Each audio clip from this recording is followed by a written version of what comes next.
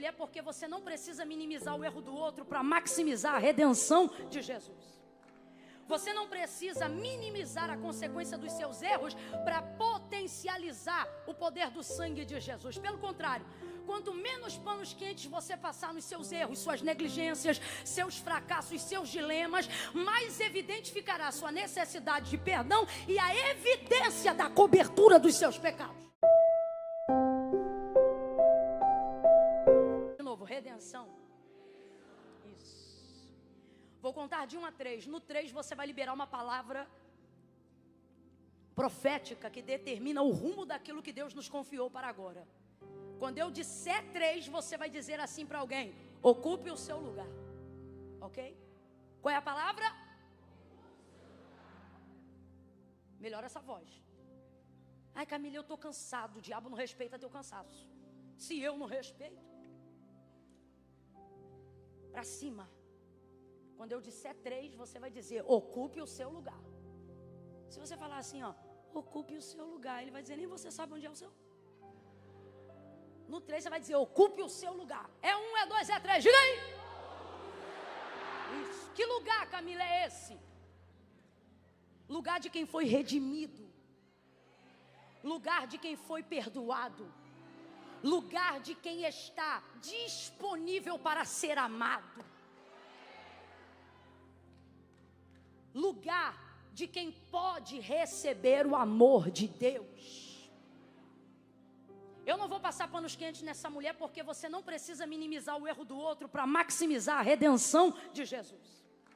Você não precisa minimizar a consequência dos seus erros para potencializar o poder do sangue de Jesus. Pelo contrário, quanto menos panos quentes você passar nos seus erros, suas negligências, seus fracassos, seus dilemas, mais evidente ficará a sua necessidade de perdão e a evidência da cobertura dos seus pecados, mediante a sua confissão. Então, se Jesus não colocou panos quentes em cima do que ela fez, nem eu vou colocar no texto e nem naquilo que eu fiz. Porque a justificativa dos meus erros não conquista nada, mas a confissão, oh, aleluia, a confissão altera completamente a realidade e a circunstância ao meu redor. Aquele que confessa e deixa alcança o quê? Julgamento? Não, aquele que confessa e deixa alcança misericórdia. Vou lhe dizer que o maior problema dos últimos tempos em nosso meio não é dinheiro, nem a falta dele, nem o excesso. Porque quem tem muito tem padecido da mesma necessidade de quem não tem nada. Porque a maior crise dos últimos dias não é financeira, é emocional. Mentira ou verdade? Houve-se um tempo onde não se existia a classe média, onde ou você era pobre ou você era rico. A intermediária emergente, esquece, estou falando de para mais de 30 anos atrás. E naquela época, acreditava-se que suas tristezas, suas dores, seus dilemas, seus fracassos era porque você não tinha as mesmas oportunidades. E em razão disso, ficava triste, chateado e tantas outras coisas ruins que levam a gente a dias maus. E aí você pensa, se não tenho, se não posso, é porque não tenho, é porque eu não tenho. E começamos a aprender a adiar a felicidade. Quando eu tiver, quando eu puder, quando eu chegar, quando eu conquistar, quando eu estiver lá, quando eu ter tanto na minha conta. Então chegou o dia em que muitos conquistaram muito mesmo não tendo nada. Não tem saúde para administrar os negócios, não tem alegria para conviver no meio da própria família que tanto pediu a Deus para ter, não tem condições de desfrutar das casas que comprou, tem carro, mas não tem direção, tem cama, mas não tem sono, tem comida, mas não tem sabor. É difícil. Ficou-se então comprovado, e não precisa ser nenhuma mente brilhante como a do Augusto Cury para chegar a uma conclusão muito óbvia dos nossos dias. Não é dinheiro que corresponde às necessidades mais intrínsecas da nossa alma. E como sabemos disso? Porque antigamente esperávamos ter para ser, e agora mesmo quando temos, muitos ainda não sabem nem mesmo quem são.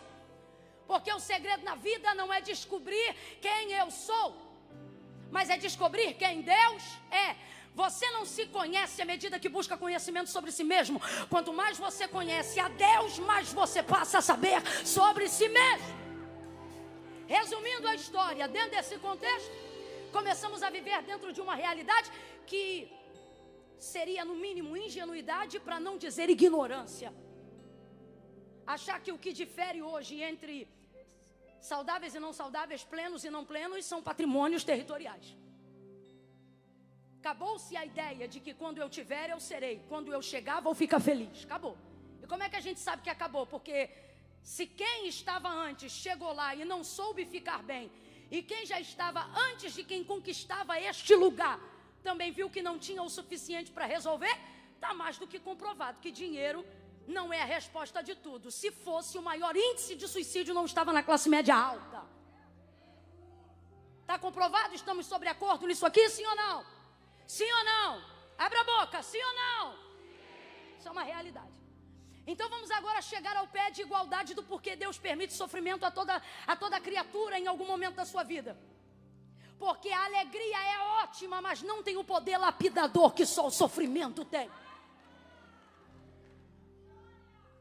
E dentro desse processo de lapidação, existem algumas dores que nos torturam e têm um poder torturador maior do que qualquer outra. Que dores são essas? Dores do pecado que cometemos.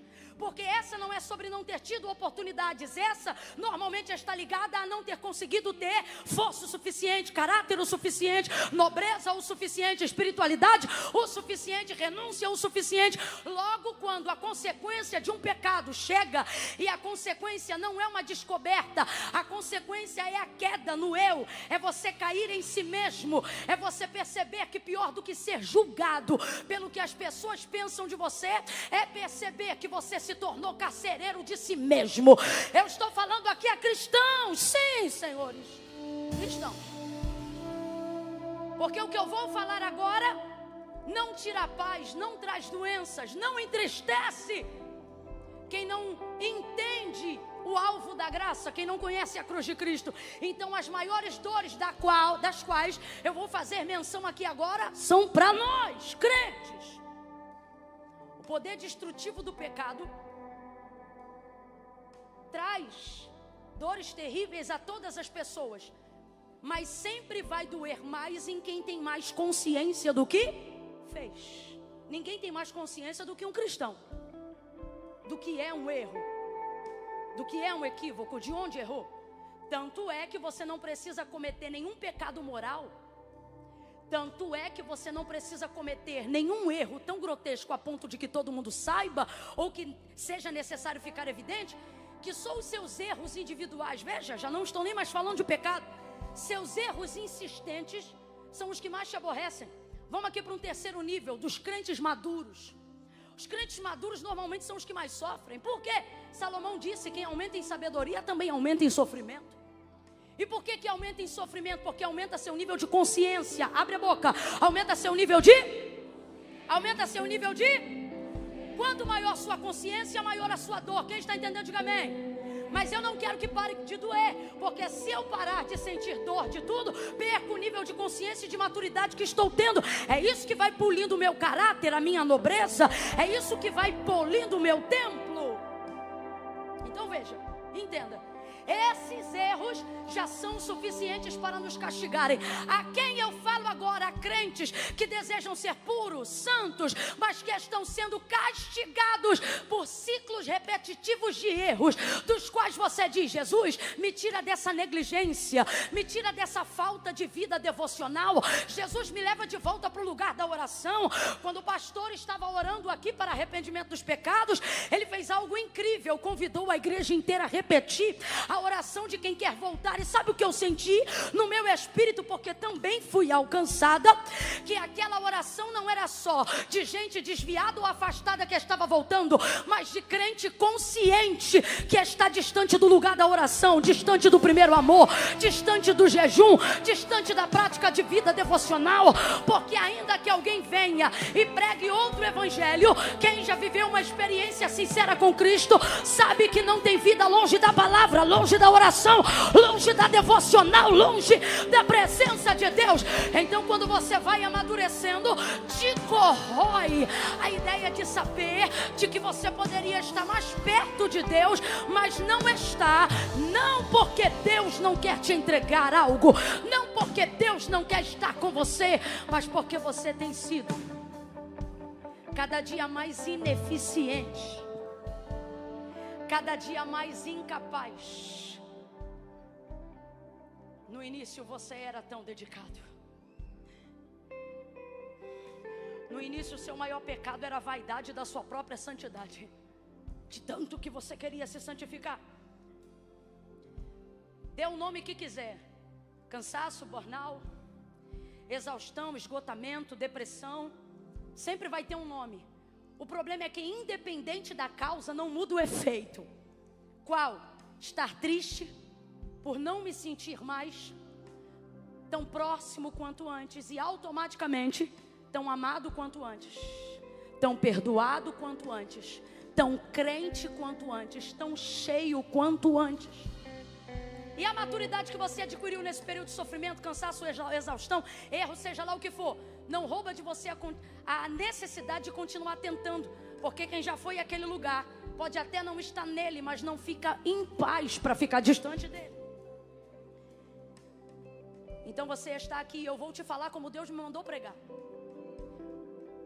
Não estou seguindo o sermão exegético da palavra, estou seguindo a introdução que o Espírito me deu enquanto orávamos aqui. Os dois maiores sentimentos que te acompanharam em 2023, mas que não vão entrar com você em 2024 se chamam medo e culpa. Interessante que o seu medo não é do escuro, não é do diabo. Estou falando aqui a uma maioria de crentes. Seu medo de um tempo para cá é de até quando Deus vai tolerar esse seu comportamento. Até quando a paciência de Deus vai se estender com você. Porque a verdade é que por ter amadurecido sua consciência de um tempo para cá, ter se distanciado também dele, você acredita piamente que o reflexo do Deus que você sempre adorou está baseado na verdade na consciência que você tem agora. Como assim, Camila? Vou explicar. Você se coloca no lugar de Deus o tempo todo. Se eu fosse Deus, eu não me perdoava. Se eu fosse Deus, eu não aceitava a minha oração. Se eu fosse Deus, eu não teria tanta paciência. Aí você diz assim, mas eu sei que eu não sou Deus. Eu sei que Ele me ama de um jeito que nem eu mesmo posso me amar. Isso é o que você sabe, mas não é como você sente. E por que isso? Porque a verdade é que por errarmos, falharmos e nos distanciarmos repetidamente, somos tendenciosos a passar a adorar a nossa consciência achando que estamos adorando a Deus. Camila, eu não entendi, vai entender agora. Piper tem uma frase maravilhosa e ele diz assim: se o Deus que você diz adorar nunca te confronta, nunca discorda de você, é bem possível que você esteja adorando uma versão idealizada de si mesmo e esteja chamando de Deus. Então, se a gente puder resumir isso aqui, o que ele está ensinando para a gente? Que na verdade, por nos distanciarmos e termos uma boa consciência de tudo que fizemos acerca do nosso erro, começamos na verdade a adorar a imagem refletida do nosso eu melhorado. Camila, e daí? E daí que é por isso que a culpa e o medo são correntes e algemas amarrando crentes na última hora. Porque a verdade é que Deus não está mais acima dos seus sentimentos. Ele não consegue ultrapassar o teto da tua consciência. Quando você ora, a tua oração bate na tua consciência. Quando você jejua, teu jejum bate na tua consciência. Por quê? Porque a verdade é que o peso dos nossos erros, falhas, dores ou pecados e a maneira como nós castigamos e disciplinamos aquilo que nos tornamos ou aquilo que fazemos se tornou maior do que o que a palavra de Deus diz ao nosso respeito. Por exemplo, nos piores dias de Israel, o que o Senhor disse para ele pela boca do profeta Jeremias: eu sei que pensamentos tenho de vós, diz o Senhor, pensamentos de paz e não de mal. Veja, Israel estava virada no pecado da idolatria quando o profeta liberou essa palavra, quando Deus falou pela boca de seu servo: eu sei que pensamentos tenho de vós, diz o Senhor, pensamentos de paz e não de mal. No pior momento de Israel, Israel recebe uma palavra como essa. O que é que Deus está dizendo para Israel? Eu não penso de você o que você pensa de si mesmo, também não penso de você o que os outros dizem sobre ti. Eu tenho um pensamento próprio. original a seu respeito. E é por isso que o apóstolo Paulo vai concordar, e ele vai deixar muito claro que os pensamentos de Deus são muito mais altos e elevados do que o nosso. Eu declaro agora debaixo dessa palavra que toda a adoração à própria consciência, e que tudo aquilo que estava subjugado pela sua consciência seja invertido e submetido à autoridade do Deus eterno, do Deus que perdoa, do Deus que está acima do que você pensa de si mesmo, do Deus que tem uma voz mais alta do que a voz dos seus pais, de um Deus que tem uma voz mais alta do que a voz dos seus inimigos, de um Deus que está acima das suas dívidas, um Deus que está acima das suas dores, um Deus que é capaz de te amar mesmo quando você está vivendo o seu pior momento.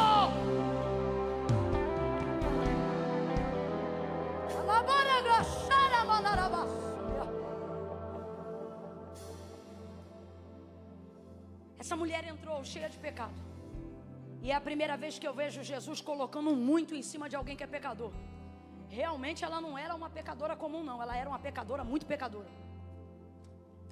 Olha isso. Os seus muitos pecados. Eu não vejo outro texto que Jesus tenha se referido a uma pessoa falando sobre isso. Olha, não é apenas seus pecados estão perdoados, os seus muitos. Ei! Nem tu conseguiu pecar mais do que ela. Olha isso. Seus muitos pecados estão perdoados. O texto diz que ela ouviu falar, ficou sabendo que Jesus estava na casa de um fariseu. O nome dele era Simão. Quando ela ouviu dizer que Jesus estava lá, partiu para a casa de Simão fariseu. Agora eu te pergunto, se Simão e todo mundo na casa sabia que ela era pecadora, significa que o tipo de pecado que ela cometia era público, sim ou não? Sim ou não? Sim ou não? Sim. Então se já era público, todo mundo ali dentro sabia. Por que entrar na casa justamente de um fariseu? Há um motivo muito simples e intenso ali. Jesus, ela ficou sabendo que Jesus estava na casa dele. Jesus recebeu um convite para jantar na casa de Simão fariseu e ele foi. Não foi bem recebido. Tanto é que ele diz para Simão, eu entrei. Ele não diz eu fui recebido. Tem diferença em ser recebido e entrar, sim ou não? Tem. Uma coisa é a pessoa dizer assim, eu estou muito apertado, posso usar o seu banheiro? Pode. A pessoa abre a porta, não olha banheiro, não faz nada. Outra coisa é eu precisar ou desejar ir na sua casa, ou você me convidar, eu chegar lá, você dizer, vou passar um café aqui, na hora. Já viu casa de gente que gosta de receber? Você diz assim, eu vou no banheiro. Aí a pessoa vai na frente, deixa eu ir. Ela vai lá, arruma tudo, pode ir. É a diferença. Uns te deixam entrar, outros te recebem. Jesus está deixando claro, Simão, você não me recebeu, você só me deixou? Tem diferença, guarda isso, tem diferença. Muitos chamam e deixam entrar, outros recebem. Simão era simplesmente, eu tenho para mim alguém que queria tirar uma selfie, nada mais. Queria conhecer, aferir, ter de perto a pessoa mais popular de Jerusalém naqueles dias. E Jesus conhecia seu motivo, mas vai. A mulher fica sabendo que Jesus está na casa dele, num banquete. Quando ela fica sabendo, ela vai na hora para um lugar onde, obviamente, para uma pecadora, a casa de um fariseu sempre será um ambiente hostil. Na casa de um fariseu, um pecado público sempre será um ambiente hostil. Só que ela vai lá. E o motivo é claro, ela vai lá por causa do fariseu? Vai lá por causa de Simão, gente? Ela vai lá por causa de... O texto é claro, ela ouviu, ficou sabendo que Jesus estava em casa de Simão, fariseu. Quando o motivo é Jesus, você atravessa os ambientes hostis de julgamento, seja dos seus erros ou seja dos seus pecados. Você consegue atravessar se o seu olhar estiver em Jesus.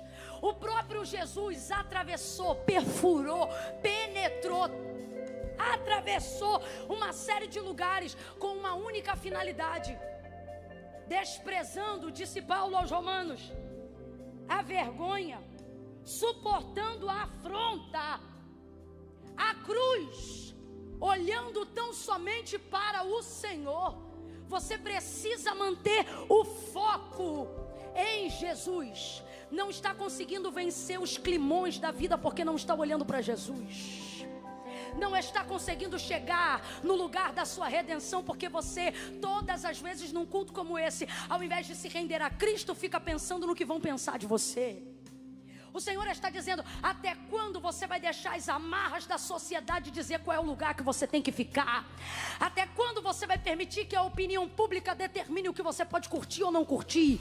Até quando você vai viver uma vida amarrado, algemado? As piores cadeias, gente, não são aquelas que nos prendem de fora. Paulo deixou claro isso quando estava preso. Ele disse: eu estou preso, mas a palavra de Deus em mim está livre. O que ele está dizendo?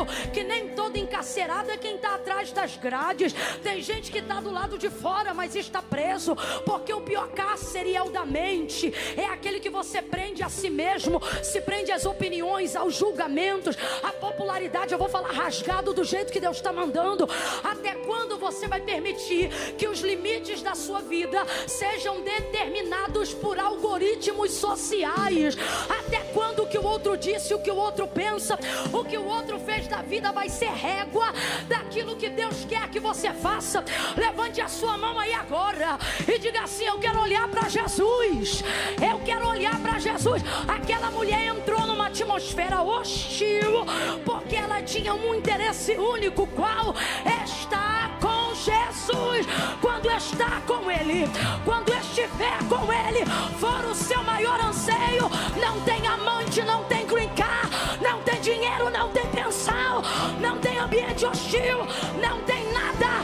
Ele está dizendo: atravessa o que você tiver que atravessar e me acha, buscar-me-eis e me achareis, quando me buscardes de todo o vosso coração.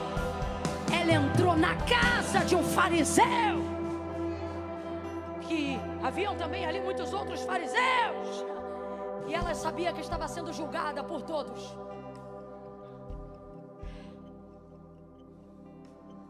Entrou assim mesmo.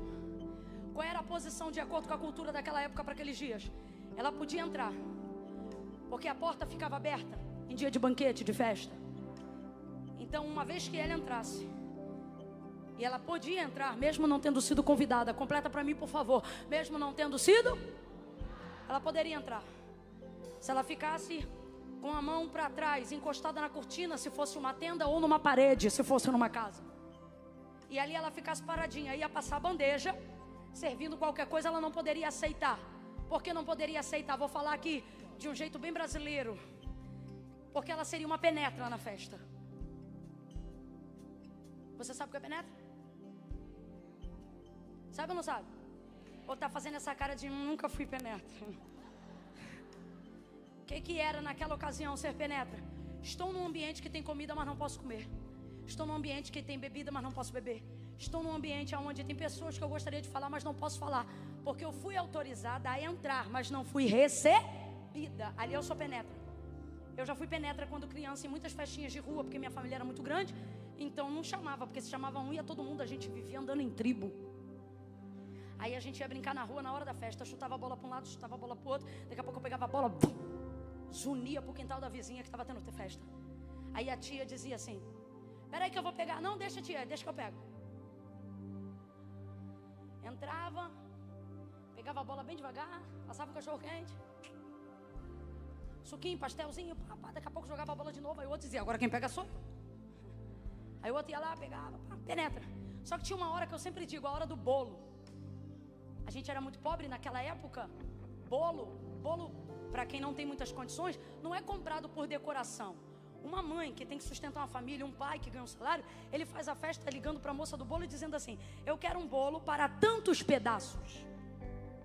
É por pedaço. Então corta os pedaços e divide os pedaços.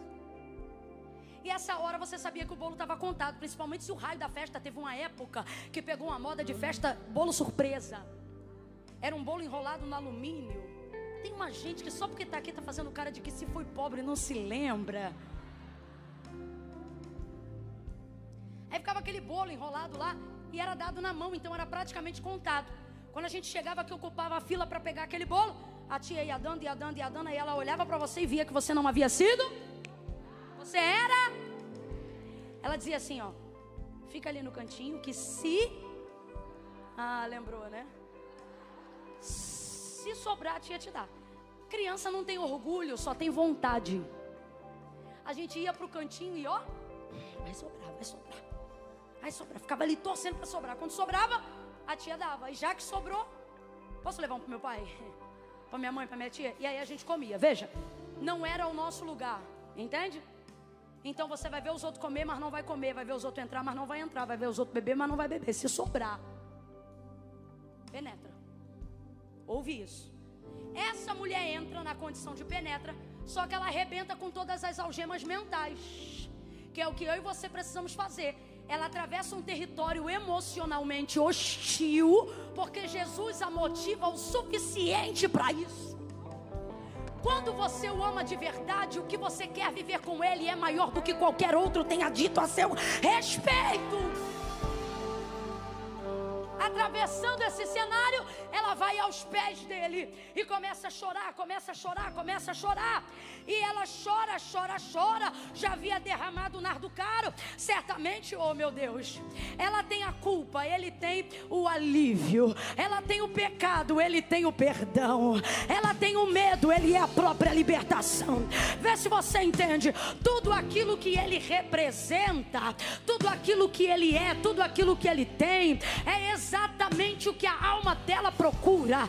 Quando ela se aproxima, veja, isso é uma adoração espontânea, isso é uma adoração verdadeira, isso é uma confissão sincera. Por quê? Porque o alabastro, o unguento, perdão, isso foi programado. O que não foi programado? As lágrimas. Porque se ela tivesse programado as lágrimas, ela teria levado o quê? O que ela teria levado?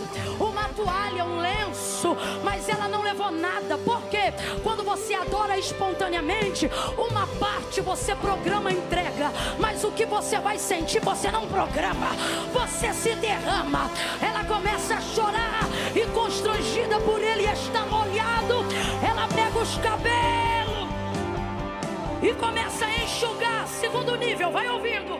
Ela se aproxima tanto, tanto, tanto, porque para enxugar com o cabelo teve que chegar muito perto. Teve que chegar muito perto. Quando ela chegou muito perto, ela viu o que disse Isaías: quão formosos são os pés. Ela não aguentou e começou a beijar. Um ato extravagante de adoração.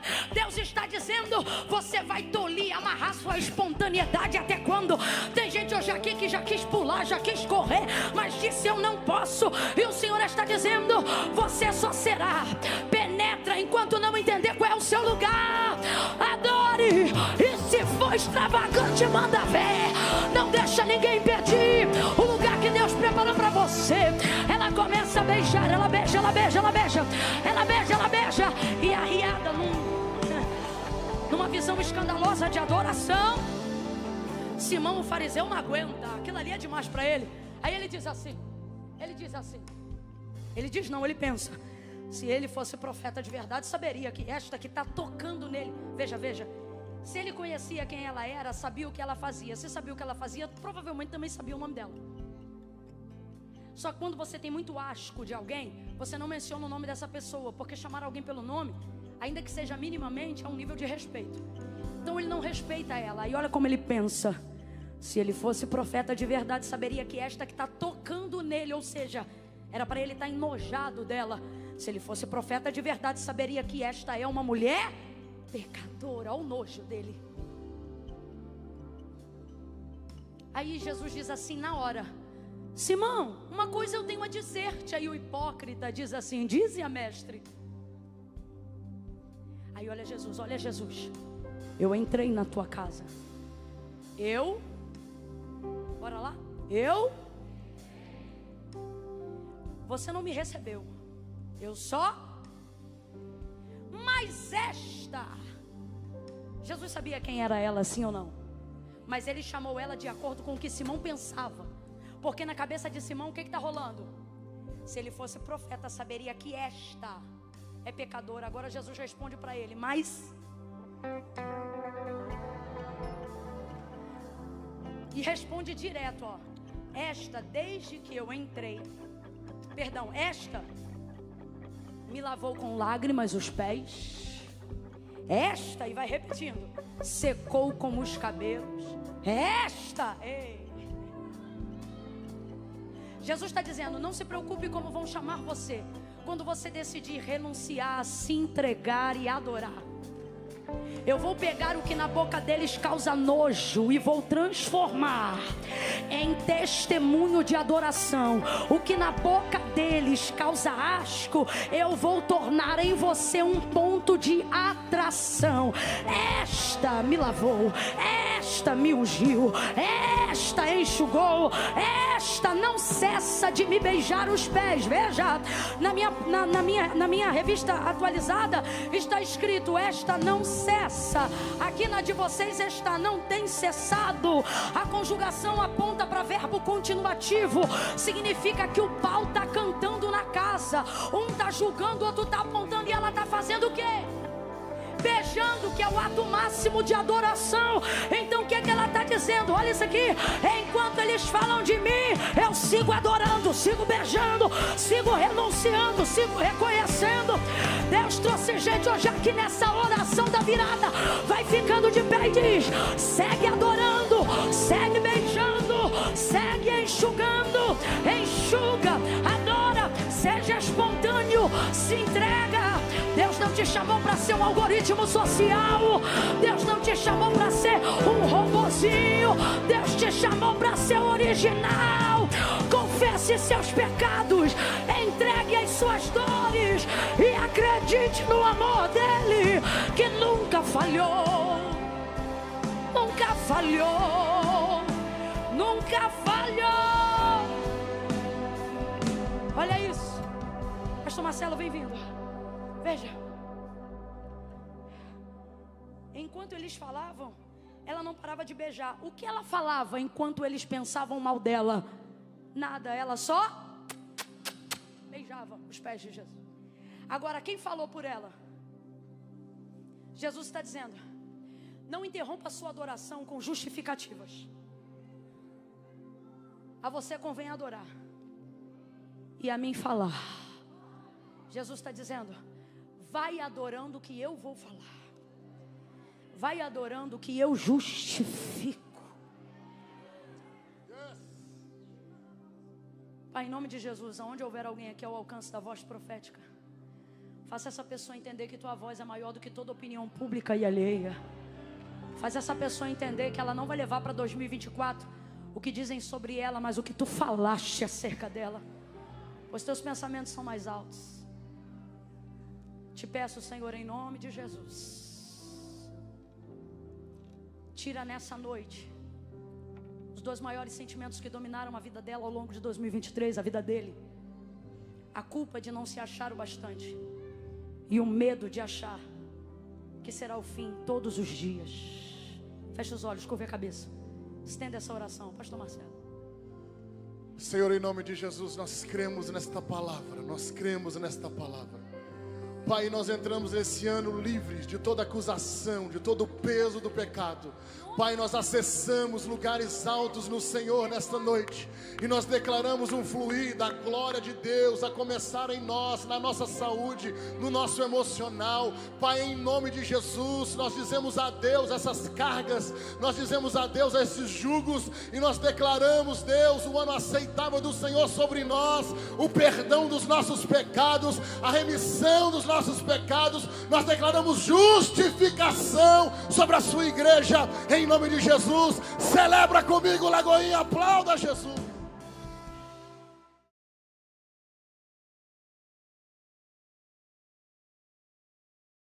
Muito obrigado por assistir até aqui. Não esqueça de se inscrever e não se esqueça de ver a pregação completa no canal Lagoinha Boston Church. Deixaremos o vídeo na descrição e que Deus os abençoe em nome do Senhor Jesus.